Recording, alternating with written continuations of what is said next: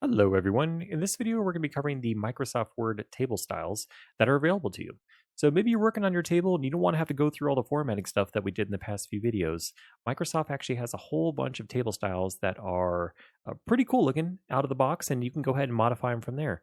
So if you want to get to it, all you got to do is click somewhere in your table and then come over here to the Table Design tab on your ribbon, and then you come over here to Table Styles. Let's go ahead and click this arrow and let's see some of the different styles that are available to us.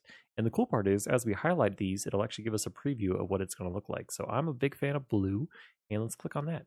So you can see this is what it looks like. Look how great that was. This actually did the work for us that we did in the past few videos. It looks basically the same. The only thing that's missing is just the borders, but you could easily add those if that's something that you wanted. Let's go ahead and try some of the different table styles here. So let's come back over here. Let's do let's try this one. And look at that. It went ahead and it added that dark blue color in the header and then all of these cells here on the far left. So just wanted to show you guys that there is an easier way so you're not having to go through and format your tables. There's a whole bunch of out-of-the-box options that will probably give you something to at least help you get started when you're working on formatting your table.